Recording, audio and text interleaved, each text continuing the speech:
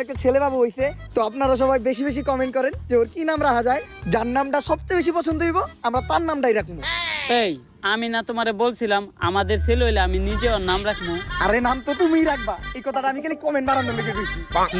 This is business.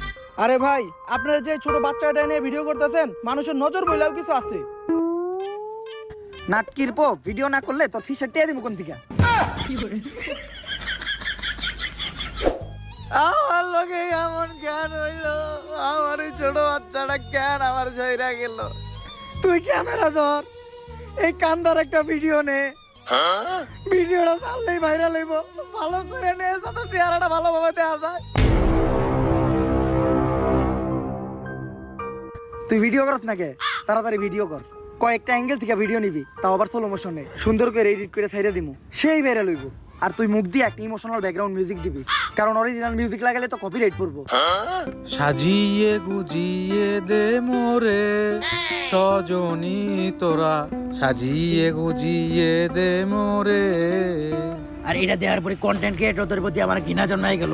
একটা মানুষ viral হওয়ার জন্য কতটা নিচে নামতে পারে, নিজের মরা বাচ্চারা দিয়ে পর্যন্ত ব্যবসা করে, তাদের করা ভিডিও করে ভাইরাল হয়ে যায়। আর ভাইরাল হওয়ার পর সবাই তাদেরকে নিয়ে রোস্ট করে ট্রোল করে, যার ফলে তারা আরো ভাইরাল হয়ে যায়। আর তারপর শুরু হয় তাদের নাচানাচি, কেউ চায়ও পায় না আর কেউ পায়ও মূল্য দেয় না। তাই আমি চিন্তা করি এই ধরনের কন্টেন্ট ক্রিয়েটরদেরকে আমি বাস্তা দিব না।